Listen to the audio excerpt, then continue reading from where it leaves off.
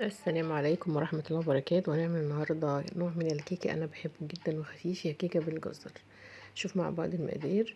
عندي 3 بيضات عليهم معلقة فانيليا، هضربهم في الخلاط الأول كويس مع بعض، وبعد كده هضيف عليهم كوباية سكر، نص كوباية لبن، وعندي نص كوباية زيت على سمنة أو زيت بسي أو زيت على زبدة، أي حاجة متوفرة عندي. أضربهم كويس، الخليط هيبقى بالشكل ده. بعدين كده هفضي انا الخليط بتاعي ده في بولة عندي او في طبق بلاستيك زي كده بس. تمام.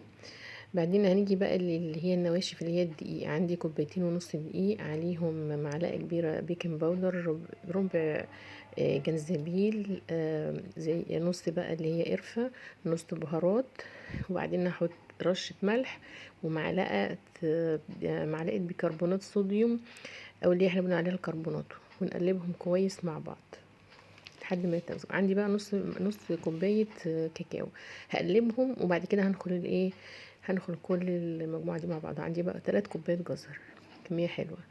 بعدين هجيب بقى الخليط بتاع البيض عندي، الدقيق هقسمه على 3، هحط اول تلت من مقدار الدقيق، وبعدين هجيب الاسباتيولا بتاعتي وابتدي ان انا اقلبهم تقليب الايه اللي مش مستمر، بالراحه، عشان الهواء بتاع البيض بتاعي اللي انا عاملاه ضربته وما يخرجش. وبقلب كده نص دايره، وبجيب النص بالسباتيولا من النص وادخل فيها. تمام. واحده واحده، مش اقلب كتير لحد ما يتجانس كده. وبعدين هجيب نص كميه الجزر بتاعتي اللي انا بشرها، تمام، النص بالظبط، وابتدي اخد تقليبتين بس خفاف لحد بس كده ايه ما يخشوا في الخليط. وبعد كده هجيب بقى ايه التلت التاني بتاع الدقيق، هضيفه، عشان ممكن الدقيق بتاعي اللي هيفضل ما اضيفوش كله، اضيف جزء منه. المهم ان انا هقلب لحد ما يمتزج حبة الدقيق اللي انا حطيتهم الايه التانيين. نقلب كويس بس بالراحة.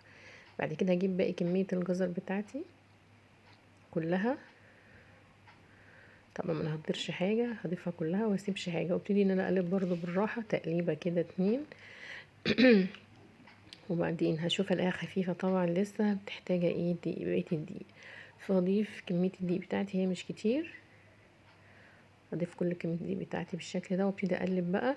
وبعدين اقلب كويس بس بالراحة عشان الهواء. وبعد كده انا محضرة الصينية مدهناها كده معلقة سمنة بسيطة بالفرشة، وبعدين معلقتين 3 دقيق وبطنهم بيها عشان الكيكة بتاعتي ما تلزقش. هبتدي اقلب بالراحة خالص. هي الكيكه دي لذيذه جدا، والاطفال والكبار بيحبوها، واجمل حاجه فيها ان هي فيها جزر، مفيده وصحيه جدا، كميه جزر حلوه ومعقوله. تمام. ومش هتبان في الاكل خالص، مش هتبان خالص واحنا بناكلها، هتستوي وتبقى زي الفل. كده انا خلصت خلاص تقليب. بعد كده هبتدي ان انا افضي كل الخليط في الصينيه بتاعتي اللي انا مبطناها بالدقيق وبالسمنه او بالزيت براحتك. احنا المطبخ بتاعنا ما بنتكلفش فيه، اي حاجه عندي بعملها كله بينفع، مفيش حاجه لازم معيار معين. تمام كده.